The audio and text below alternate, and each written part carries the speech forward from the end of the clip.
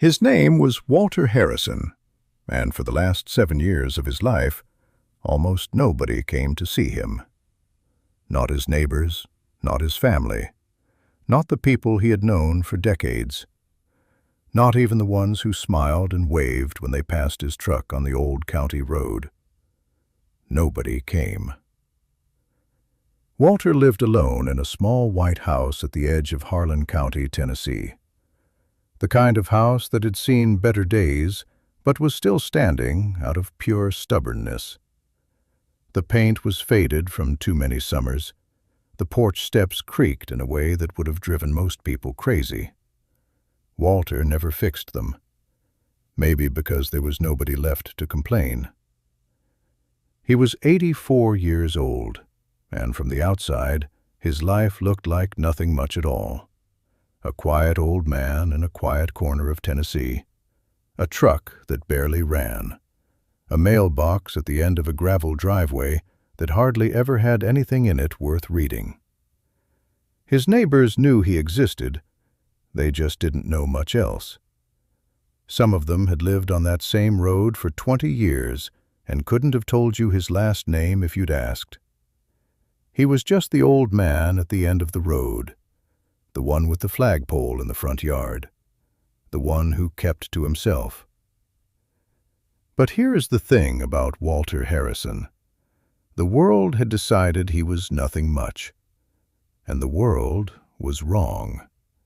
It just didn't know it yet. What mattered on this particular Tuesday morning in late September was that Walter woke up before sunrise. He put on his worn flannel shirt. He laced up his boots slowly, the way a man does when his hands don't move like they used to. And then he did what he did every single morning without fail. He went out to the porch, and he waited. The porch was nothing special. 4 wooden chairs, 2 of them pushed against the wall where they had sat untouched for years. A small side table with a coffee mug that was almost always half empty. A wind chime that Walter's wife had hung up sometime in the 90s, still turning slowly in the morning air. He never took it down. Walter would settle into the same chair every morning, the one on the left, closest to the steps, the one with the best view of the driveway. He would wrap both hands around his coffee mug, and he would look out toward the road. He wasn't waiting for the mail. The mail didn't come until afternoon. He wasn't watching for the neighbor's truck or the school bus or anything like that. He was just watching, hoping, maybe, in the quiet way that old people hope, not with any real expectation, just that small, stubborn part of the heart that refuses to stop looking for something it lost a long time ago. Some mornings the mist would sit low over the fields across the road, and the whole world would be still and gray and soft. And Walter would sit there in it like he was part of the landscape, like he had always been there and always would be. The birds knew his schedule better than any person did. The cardinals came first, just after sunrise, then the sparrows. Walter kept a small feeder nailed to the porch railing, and he filled it every few days without fail. He talked to the birds sometimes, not in a strange way, just the way a man talks when there's nobody else around and the silence starts to feel too heavy. "Mornin'," he'd say. That was usually enough. Some days he would sit there for 2 hours, watching the road, listening to the birds, drinking his coffee until it went cold, and then he would go back inside, and the driveway would be empty, just like it was yesterday, just like it would be tomorrow. There was a chair on the right side of the porch, pushed against the wall. Nobody sat in it anymore. Walter never moved it. Her name was Ruth. Walter had married her in the spring of 1962 in a small church 12 miles from where he was born. She wore a white dress that her mother had sewn by hand. Walter wore his good shoes and a borrowed tie, and he stood at that altar looking like a man who could not believe his luck. He never stopped feeling that way about her. Ruth was the kind of woman who remembered everyone's birthday, who made extra food because somebody might stop by, who laughed easily and cried at commercials, and kept every card anyone ever gave her in a shoebox in the closet. She was the noise in Walter's quiet life. They had 41 years together. 41 years of coffee in the morning and the evening news, and Sunday drives and disagreements about small things that never mattered, and apologies that always came before bed. 41 years. And then one morning in October of 2003, Ruth didn't wake up. She had gone to sleep beside Walter the night before, same as always. Her hand resting near his arm, her breathing slow and steady. And somewhere in the night, she was just gone. The doctors said it was her heart. Quick, they told him. She wouldn't have felt anything. Walter nodded and thanked them and drove himself home. He sat down in the kitchen and didn't get up for a very long time. The house was different after that.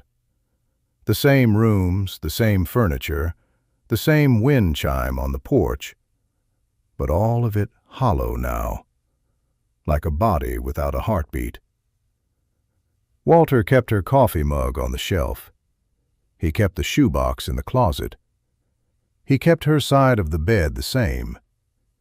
He set 2 coffee cups out every morning for almost a year before he caught himself doing it. The day he finally put 1 cup away and left only his own on the counter, that was the day it became real. People came around for a while after the funeral, casseroles and condolences and gentle hands on his shoulder. And then slowly, the way it always goes, they stopped coming. And Walter was alone, really alone, for the first time in his life. His son's name was David.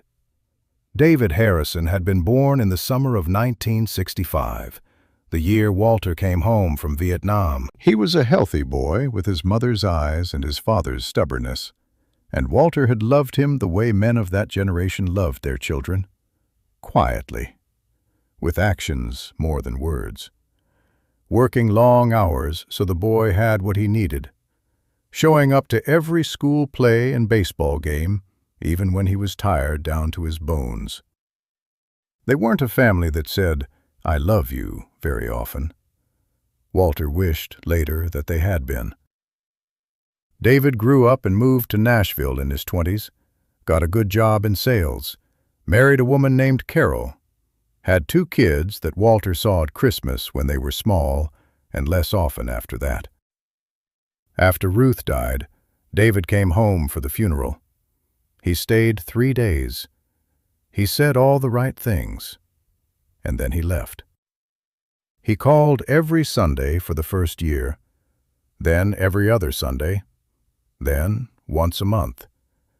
Then the calls became something else. They became short, cheerful in a careful way. David would talk about work and traffic and the kids' school schedules and ask Walter how he was doing, and Walter would say fine and mean it just enough to make it believable, and David would say, good, good. And then there would be a small silence, and someone would say, well, I should let you go. Walter was always the one who said it. He let David go every time. He didn't want to be the reason his son felt guilty. The visits came less and less. There was always a reason. Work, the kids' schedules, the drive. "Dad, it's 4 hours each way. We'll come up in the spring." Spring came and went. One November, Walter turned 82. David called that evening. The call lasted 6 minutes. Walter counted without meaning to. At the end, David said, "Happy birthday, Dad. I'll try to get up there soon." Walter said, "Don't worry about it, son." He meant it as kindness. He didn't know it would be the last birthday call. Every afternoon, around 2 o'clock, Walter put on his cap and walked to the end of the driveway. It was about 60 yards from the porch to the mailbox. Not far for most people. For Walter, on the bad days, it felt like a lot more than that. His left knee had been giving him trouble for years. Some mornings it took a while to get it moving right, but he made the walk every day, rain or shine, winter or summer. He would open the mailbox and look inside. Usually there was nothing worth much. A water bill, a circular from the hardware store in town, a Medicare notice. But every few months, there was an envelope that didn't belong. Plain white. Sometimes no return address at all. Sometimes a name he didn't recognize immediately. Postmarked from places like Ohio or Georgia or New Mexico. Handwritten in the careful script of someone who didn't write letters often. They were strange, those envelopes. Not strange in a bad way, just unexpected. Like receiving a letter from a world that had nothing to do with Harlan County, Tennessee. Walter never opened them at the mailbox. He would tuck them into his shirt pocket and walk back up the driveway and go inside and sit down at the kitchen table before he opened them. And whatever was in those letters, he kept entirely to himself. He had a drawer in the kitchen, the deep one on the left side, and that's where they went, all of them, folded back into their envelopes, stacked neatly. If you had asked him about that drawer, he would have changed the subject. And the town of Harlan County, which thought it knew Walter Harrison well enough, had no idea those envelopes existed. No idea at all. In Harlan County, people knew Walter Harrison the way they knew the water tower and the old grain elevator on Route 9. He was just there. Part of the scenery. A fixture of the county that nobody paid much attention to anymore. He had lived in that house for over 50 years. He had attended the same church, traded at the same hardware store, eaten at the same diner on Main Street. He had been a steady, quiet presence in this community for half a century, and most people still barely knew him. They knew he was a veteran. Vietnam, somebody said once, or maybe Korea. Nobody was quite sure. He didn't wear hats with unit names on them. He didn't go to the Veterans Day ceremony at the high school. He didn't talk about it. They knew he lived alone out on Caldwell Road. They knew his wife had passed some years back. They knew he drove an old Ford truck that probably shouldn't still be running, and that was about the sum of it. He was polite when you ran into him, always had a nod for you, would hold the door, would comment on the weather in the way that people do when they don't know what else to say. But he didn't linger. He didn't invite conversation, and so people let him be. That's the thing about quiet people in small towns. After a while, the world shapes itself around them, the way water moves around a rock. Nobody asks the rock how it's doing. Nobody wonders what the rock has seen. It's just a rock. And Walter had let himself become that. Not by accident, and not without reasons that this town would one day understand. Walter did not talk about Vietnam, not to his neighbors, not to his son, not even, in the later years, to Ruth. There were things she knew, things he had told her in the dark of early mornings when the nightmares came and the words just fell out of him before he could stop them. She would put her hand on his chest and not say anything, and that was exactly right. But to the world, Walter kept it locked away. He had come home in 1965 with all his limbs and most of his hearing and a quietness in him that hadn't been there before. His father shook his hand and said, "Welcome home, son." And that was the whole conversation they ever had about it. That was how it was done then. You came home, you got to work. You didn't burden other people with the things you had seen. Walter got a job at the mill. He met Ruth. He built a life. He kept the nightmares in the dark where they belonged. There were things that happened over there that Walter had spent 60 years making peace with. Some of them he had made peace with. Some of them he carried the way you carry an old injury, healed enough to live with, but always there when the weather changed. He had never joined the VFW post in town, never went to the reunions. There was a man from his unit, a fellow named Gus Pickett from Alabama, who used to call every few years. They would talk for a while, carefully, the way men talk about something when they can only get so close to it.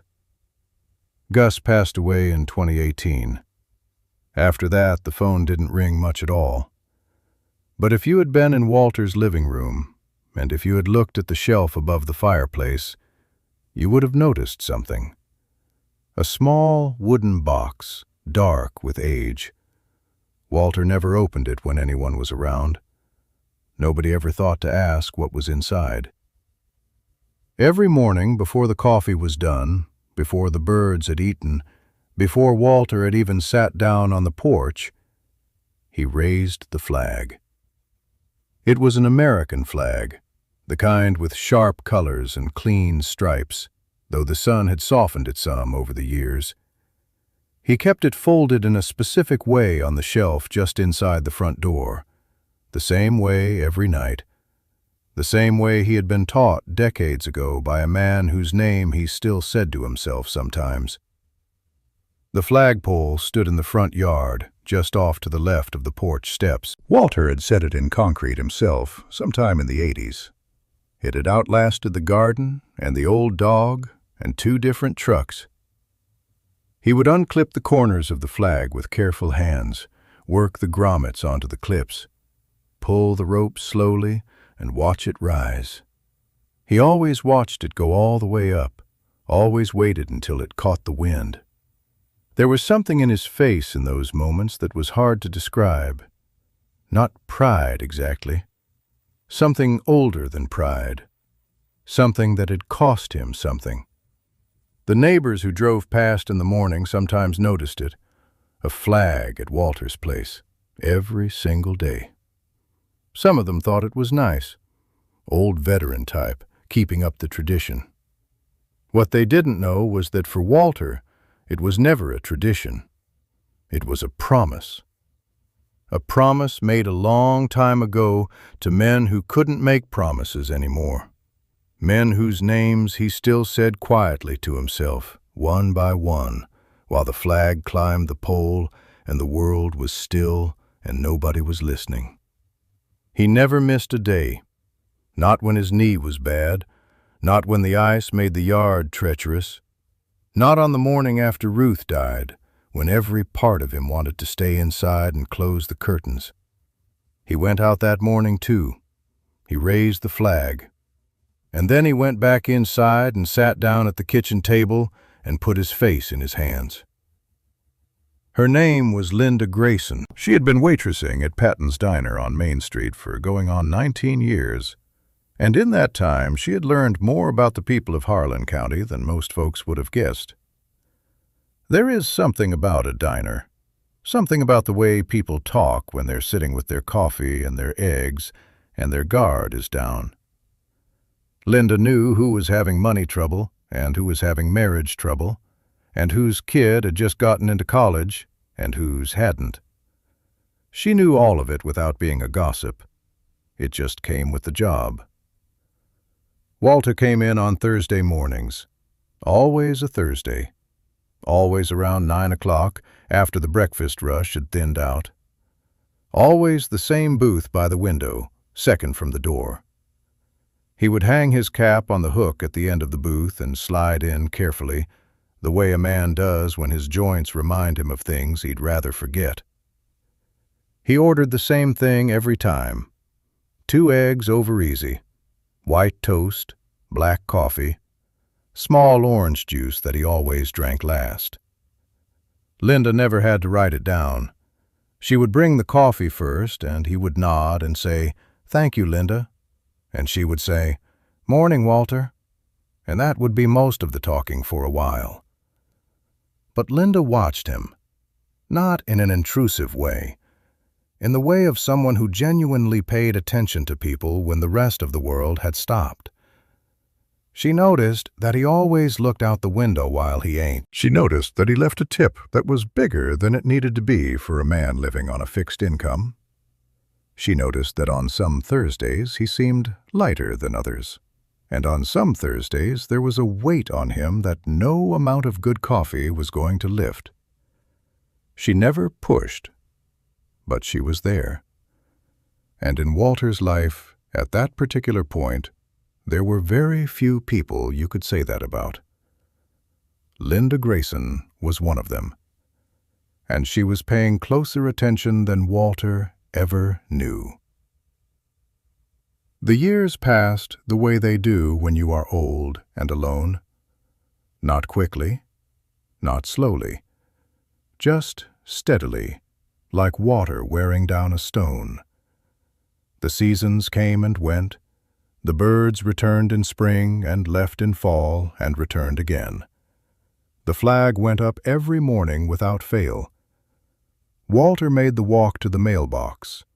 He drove his truck into town on Thursdays. He nodded at people. He held doors. And nobody came to see him. Not on Christmas, not on his 81st birthday, or his 82nd, or his 83rd. David sent a card every year, a check tucked inside. Call if you need anything written in Carol's handwriting because David's was hard to read. Walter cashed the checks. He never called. There was one evening in February, his second winter alone after David's last visit, when Walter sat in his chair by the kitchen window and watched the dark come down over the fields and picked up the telephone. He dialed David's number. He listened to it ring once, twice, 3 times. He hung up before David answered. He sat there for a while with his hands still on the phone. Then he got up and fed the birds and went to bed. He told himself David was probably busy. He probably was. That was the thing about David. He wasn't cruel. He wasn't a bad man. He was just busy. The way modern life makes people busy. The way the years slip by and you always think there's more time than there is. Walter understood that. He just didn't know how to say it without making his son feel guilty. So he said nothing. And the driveway stayed empty, and the chair on the right side of the porch collected leaves in the fall and frost in the winter, and nobody sat in it. Nobody. Not once. November came around again, the way it always did, gray and cold and smelling of wood smoke. Walter turned 84 on a Tuesday. He woke up that morning and made his coffee and raised the flag and fed the birds. He did everything the same way he always did it, because routine was the thing that held a life together when everything else had drifted away. By 10 o'clock the phone had not rung. By noon it had not rung. He drove into town and had lunch at the diner. Linda brought his coffee and said, "Morning, Walter." And he said, "Morning, Linda." And that was all. He hadn't told her it was his birthday. He hadn't told anyone. He drove home. He sat on the porch for a while. The cardinals came. He watched the road. The phone rang at 4:17 in the afternoon. Walter got up quickly, the way he always did when the phone rang, and picked it up on the second ring. It was a recorded message from his Medicare provider. He stood there in the kitchen holding the phone for a moment after it ended. Then he hung up. That evening he drove to the grocery store and bought a box of yellow cake mix and a can of chocolate frosting. because that was what Ruth had always made. He brought it home. He mixed it in a bowl. He poured it into the pan she used to use, the round one with the dark bottom. He baked it. He sat at the kitchen table and ate one slice. It was too sweet and a little dry because he hadn't measured quite right, and there was nobody to tell him when it was done. He covered the rest with plastic wrap. He sat for a long time in the kitchen. The house was very quiet. He washed his fork and put it away. He went to bed. The cake sat on the counter for 4 days. He threw most of it away on Saturday morning without finishing it. And still, nobody called. It started with his hands, a tremor, small enough that you might have missed it if you weren't looking, a slight unsteadiness when he poured his morning coffee. Nothing dramatic, nothing that Walter felt the need to mention to anyone. He mentioned it to no one. Then it was the mornings. Getting up was harder. Not just the knee, something deeper, a heaviness that took longer to shake off. Like his body was asking for more time than he was willing to give it. He gave it less. He got up at the same hour, put on the same flannel shirt, raised the flag, made the coffee. He refused to adjust. His doctor in town, a younger man named Dr. Petrie, who Walter respected but didn't entirely trust with the full truth, had put him on heart medications 2 years back and told him to take it easy. Walter nodded and filled the prescriptions and took the pills every morning. The taking it easy part he treated as a suggestion. There were also headaches, sitting behind his eyes in a way that reminded him of something he couldn't name. He bought a bottle of aspirin at the grocery store and used it more often than he probably should have. He did not call Dr. Petrie about the headaches. He did not call David. Then there was the night in January when he woke up at 2 a.m. with a pressure in his chest that made him sit up slowly and put his feet on the floor and sit very still in the dark, breathing carefully, waiting to see which way it was going to go. He sat on the edge of the bed for 40 minutes. He thought about the phone. He thought about calling David. He thought about the ambulance coming down the gravel driveway in the dark, and the lights waking the neighbors and all the fuss of it. He decided to wait. The pressure eased sometime around 3. He lay back down. He stared at the ceiling for a while, and in the morning he got up and raised the flag and never said a word to anyone about what had happened in the dark. There is a kind of strength that looks like stubbornness from the outside. Walter had it in abundance. He had been raised by a man who worked through a broken hand for 2 weeks before seeing a doctor. He had come home from a war that rearranged something inside him permanently and built a life anyway. He had buried his wife and learned to cook for one and fill his own days with purpose when the purpose that had mattered most was gone. He was not going to become a burden. That was the word he used in his own mind. Burden. He had seen what it did to people, needing too much from others. He had watched it happen to men he had known, and he had always told himself he would not go that way. So when the bad days came, he handled them alone. He kept a small notebook on the kitchen table now. Not a diary, just practical things. His insurance information, the location of his important documents, the instructions for the flag written out carefully in case anyone ever needed to know. He wrote David's phone number at the top of the first page. He looked at it for a long time. He thought about what it would mean to call, what he would even say.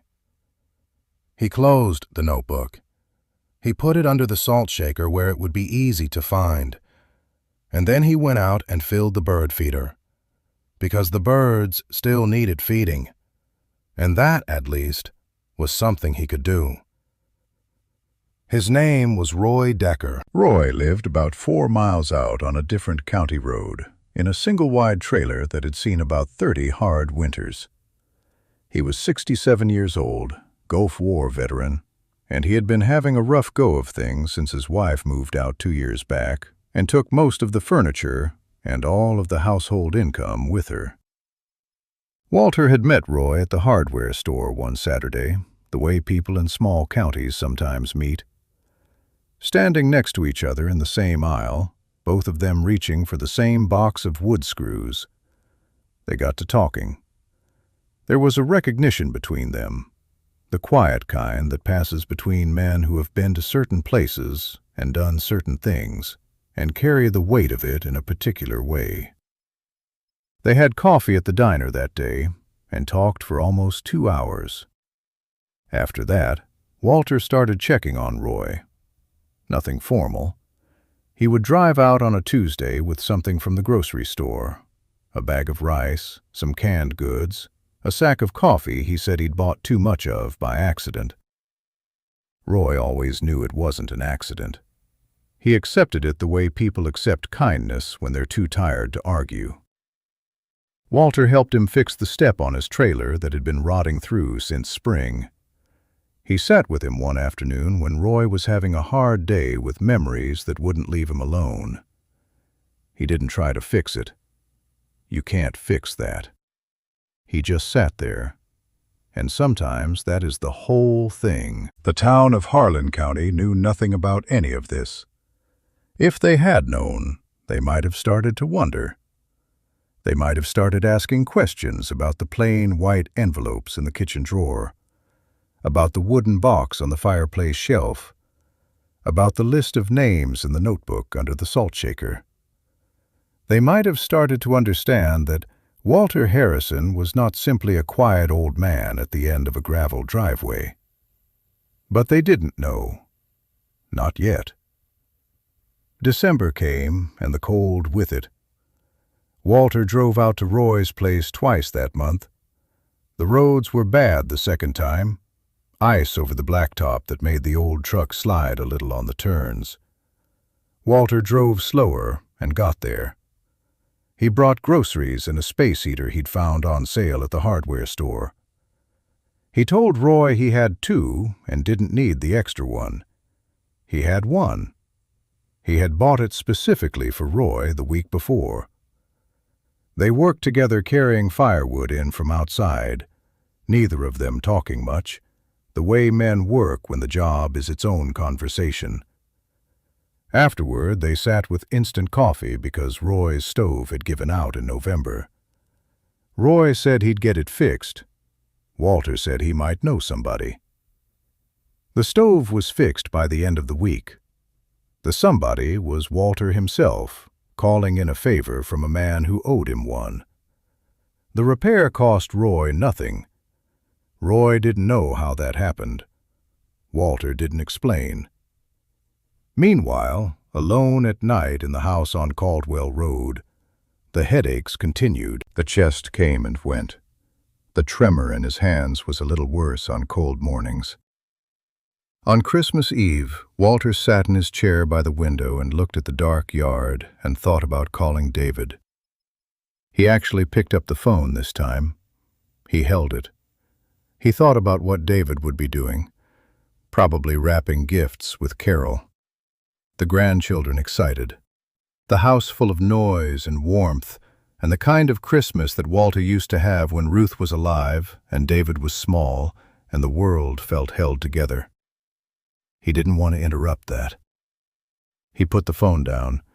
He made himself a sandwich. He went to bed early. Christmas morning he woke up alone and raised the flag in the dark and made his coffee and sat on the porch in the cold and watched the empty road. The Cardinals came. "Merry Christmas," he told them, and went back inside. January came and Walter stopped going to town. Not all at once, gradually. The way things slip when a person's energy is going somewhere more important, like keeping themselves upright. The truck sat in the driveway. One Thursday passed without a visit to the diner. then another. Linda held his booth until 9:30 both times, looking at the door, telling herself he was probably just under the weather. His neighbor, Patsy Alcott, drove past one morning and noticed the flag was up and thought briefly about stopping. She didn't stop. She told herself she'd check on him later. At the church, Pastor Glenn mentioned to a deacon that he hadn't seen Walter in a few weeks. They agreed someone should look in on him. Nobody did. The mail piled up a little some days. The carrier pushed the new pieces on top of the old ones and moved on. 40 more stops to make. Roy Decker hadn't heard from Walter since before Christmas. He figured the old man was resting through the cold. He told himself he'd reach out soon. He meant it, but he didn't do it.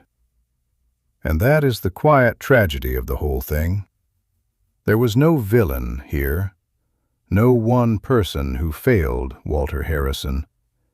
Just a whole community of decent people who each assumed someone else was checking. Each one with good intentions, each one telling themselves they'd get to it. And in the space between all those good intentions, Walter was out there on Caldwell Road, alone, getting through it the only way he knew how. Linda Grayson noticed the changes before anyone else did. She noticed in November, the last month Walter came in regularly, when he sat for 20 minutes without touching his eggs, just looking out the window. The eggs went cold, and he ate them that way without seeming to register the difference. She noticed he was thinner, not dramatically, but his shirt sat differently on his shoulders than it had in the spring. His face had a gaunt quality around the jaw that hadn't been there before. She noticed he was slower getting in and out of the booth, and she noticed something in his eyes that she didn't have a word for. Not sadness, exactly. Something quieter than sadness. Something that had been there a long time and had finally stopped trying to hide. One Thursday, he paid his check and left a $20 bill on a $7 meal. She tried to give him the change, and he waved it off and said, "Keep it, honey," and walked out before she could say anything else. He had always tipped well, but that was different. She stood at the counter and watched him walk to his truck. That is the tip of a man who isn't sure how many Thursdays he has left. She thought about following him out to the parking lot, asking if he was all right, asking if there was someone she should call.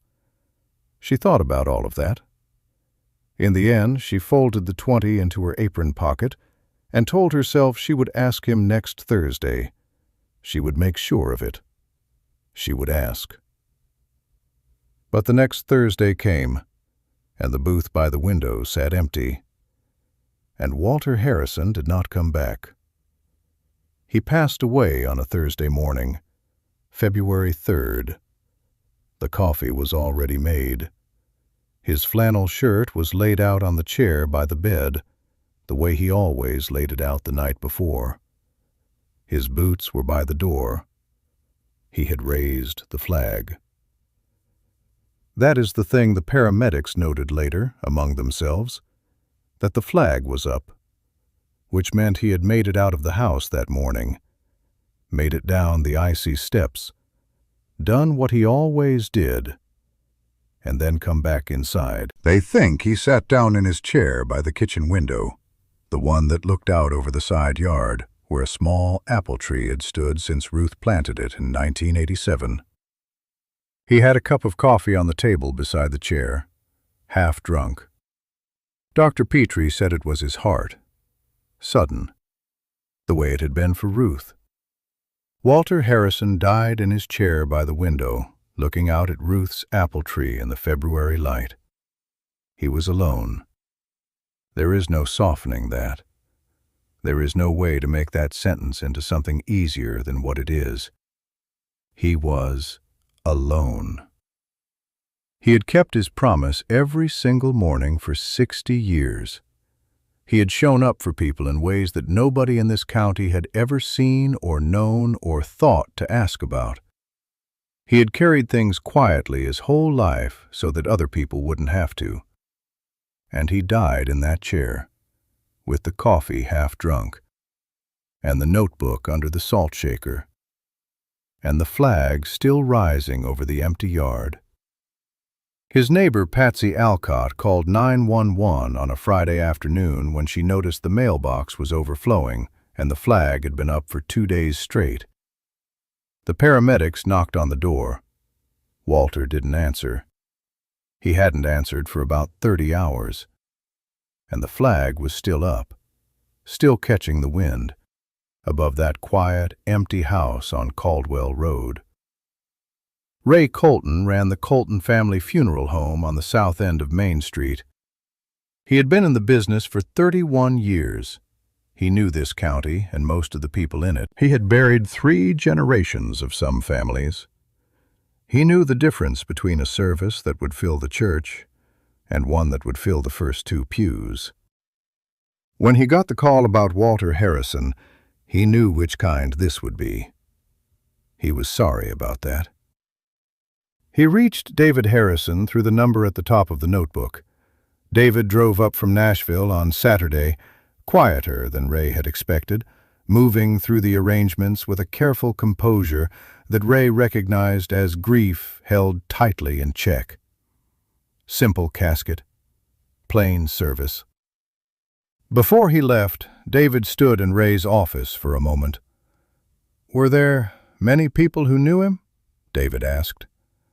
Ray chose his words carefully. "People knew of him," he said. "Your father was a private man." David nodded like that was the answer he had been expecting his whole life. He asked Ray to put a notice in the county paper. He thought maybe 20 or 30 people might come. The pastor, a few neighbors. Ray said he would have everything ready. He set up the small chapel, 60 seats, more than enough, he thought. He had done these services before, the quiet ones, the ones that reminded you how invisible a life could become in the later years. He was sorry for it. He always was. He just didn't expect what was about to happen. Nobody did. Pastor Glenn Whitfield had presided over many funerals in his 18 years at Calvary Baptist Church. He knew how to calibrate a eulogy for the size of the crowd and the temperature of the grief in the room. For Walter Harrison, he had prepared for something small. He knew Walter the way a pastor knows a quiet member of the congregation, present but not central, 3rd pew from the back on the right side, always shook hands on the way out. Firm grip, a nod that meant more than words. Pastor Glenn sat up late the Wednesday night before the service, working on what to say. He wrote about quiet lives, about showing up, about the kind of man who does the right thing without needing anyone to notice. He thought he had about 15 minutes of material. He called David for details, the mill, the marriage, the veteran. He wrote it all down carefully. He thought of the 60 seats in the small chapel. He would make it count for the 20 or 30 people who came. He would send Walter off right. He finished his notes around 11 o'clock and went to bed. He had no way of knowing that by morning, those notes would not be nearly enough. Not even close. The service was set for 10 o'clock on a Saturday morning in February. The first car nobody recognized arrived at 9:15. Ray Colton noticed it from his office window. A dark blue sedan with Kentucky plates. An older couple climbed out, well-dressed, moving with the stiffness of people who had driven a long way. They came inside, signed the guest book, took their seats in the small chapel. Ray didn't know them. He went back to his office. By 9:30, there were 6 more cars he didn't recognize. He looked out the window and watched a man in a military dress uniform climb out of a pickup truck with Georgia plates. watched two women with Ohio plates get out of a sedan, one of them already pressing a tissue to her eyes before she reached the door. Ray went to the chapel and counted 32 people, and it was still 9:30. He called David Harrison's cell. "Mr. Harrison," he said carefully, "I think we may need to make some adjustments." "What kind of adjustments?" David asked. "There are already 30 people here," Ray said, "and more cars are pulling up. I may need to call Pastor Glenn about moving the service to the church." A long pause. "I don't understand," David said. "Neither do I," Ray said honestly, "but I think you should get here." He hung up and went back to the window. Another car, then two more. A van with Tennessee plates, 4 people climbing out, all of them older, all of them moving like people who had come a long distance for something that mattered. 31 years in this business. Ray Colton had never seen anything like this. By 9:45 they made the call. The service would move to Calvary Baptist, 2 blocks up Main Street. Pastor Glenn arrived at the church 20 minutes early and found the parking lot already filling. He stood in the doorway and watched them come. A man with a cane from Alabama, 2 brothers from Virginia walking side by side without speaking. A woman from Texas who had flown into Nashville the night before and driven the rest of the way, getting up before 4 in the morning to make it. They kept coming, from Kentucky and Ohio and Georgia and New Mexico, from small towns in Tennessee that Walter had never lived in, people who had never sat on his porch or eaten at Patton's Diner or passed his truck on Caldwell Road, but people who knew his name, people who, when they saw it in a notice in a county paper, had gotten in their cars without thinking twice. Linda Grayson stood in the parking lot and looked at the crowd and felt something she couldn't name. She had come alone, brought flowers from the grocery store, expected to sit in a half-empty room and say goodbye to the quiet man she had served eggs to every Thursday. She looked at all of these faces. Roy Decker arrived with his cap in his hands and his eyes already red. He stood next to Linda without knowing her. "Did you know him?" she asked. Roy nodded slowly.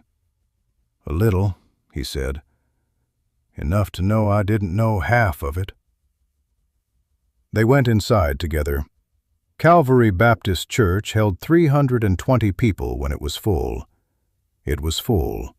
Every pew, the chairs along the side walls, the standing room at the back, the overflow in the lobby where people pressed close to a speaker Pastor Glenn had quickly arranged. 320 people for the quiet old man at the end of a gravel driveway that this county had stopped seeing years ago. David Harrison stood at the front of the church near his father's casket and looked out at the room. He could not make his face do anything in particular. He just looked.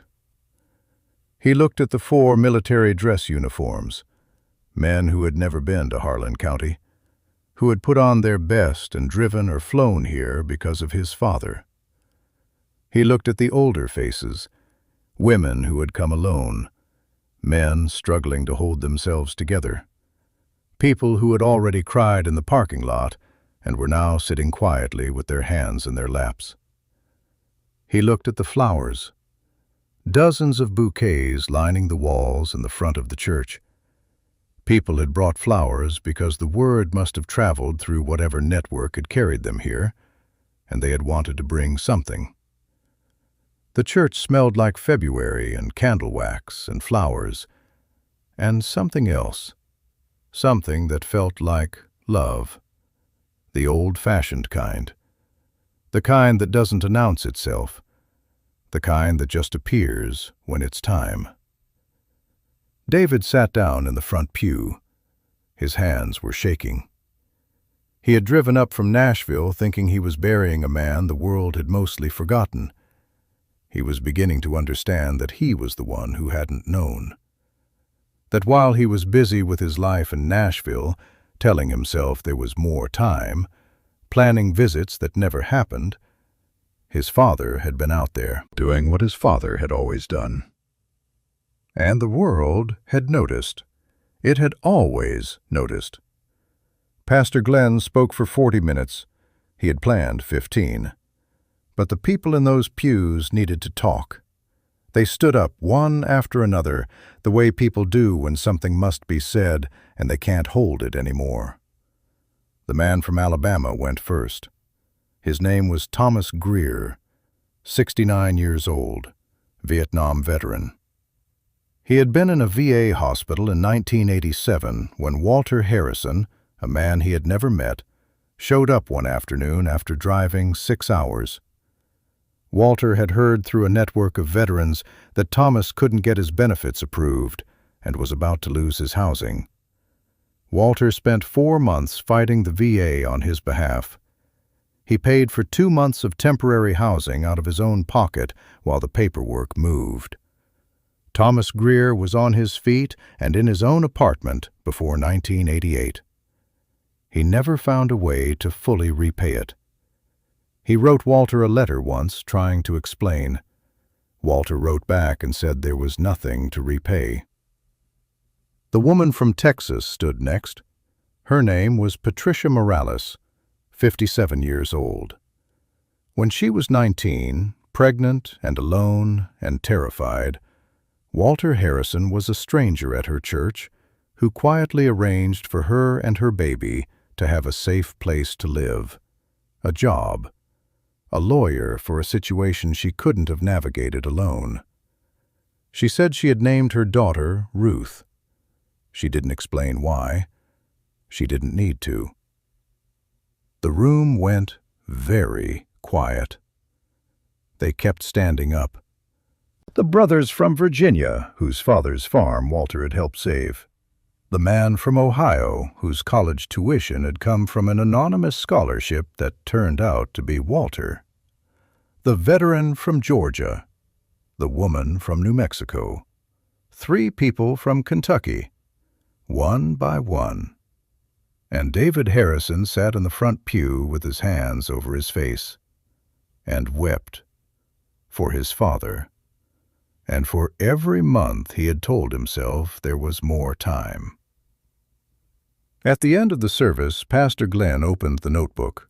Not all of it, just the list of names in the back. All 51 of them. He read them slowly, the way you read names that deserve to be heard out loud. And as he read each name, hands went up around the church. Not for every name, but for 31 of the 51, someone in that room raised their hand. 31 people, in Walter's notebook, in Walter's church.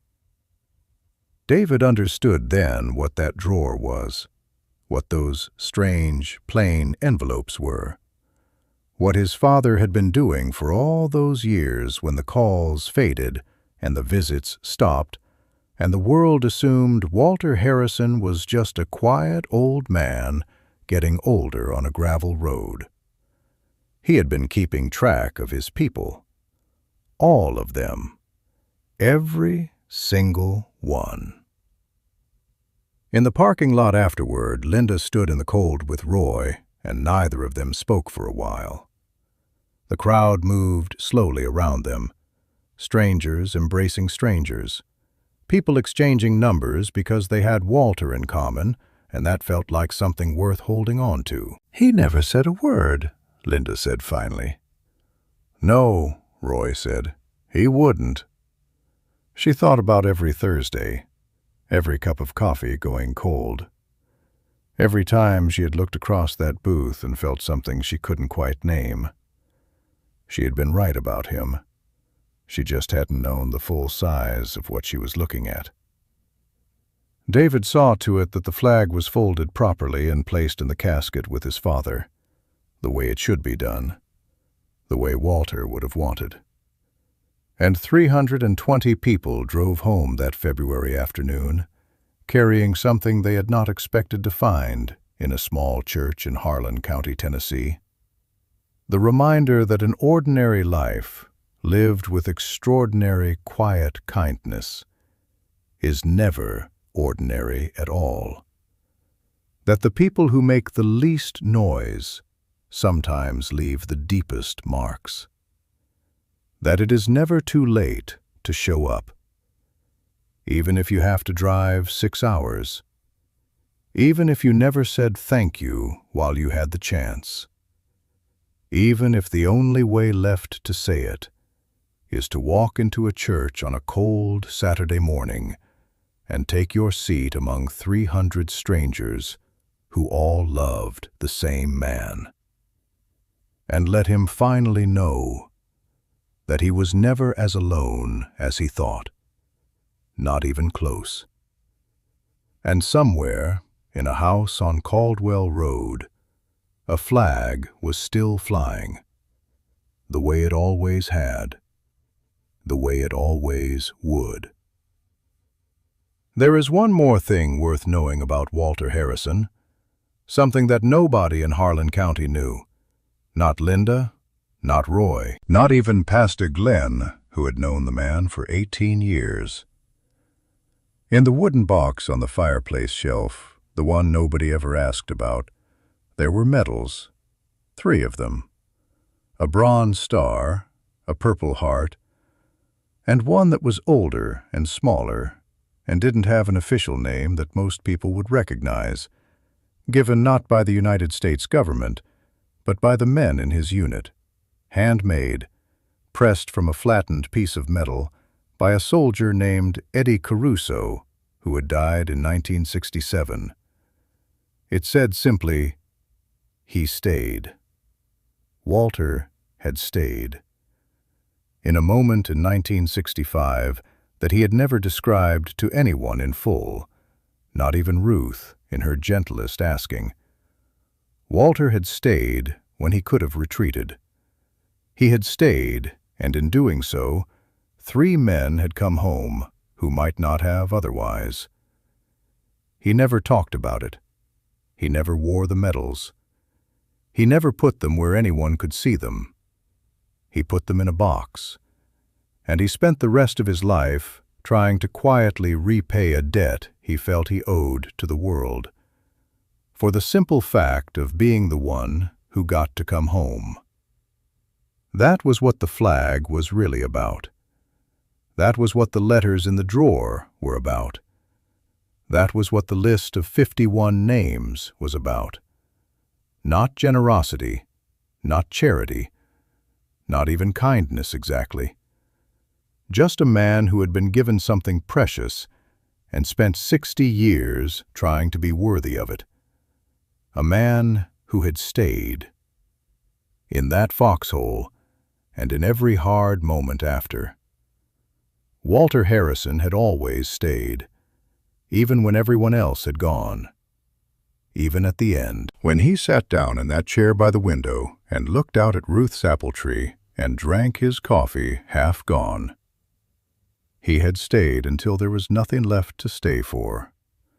And the flag went up, and the birds came, and 320 people who knew a truth that a whole county had missed for 7 years drove home in the February cold with something warm sitting quietly in their chests.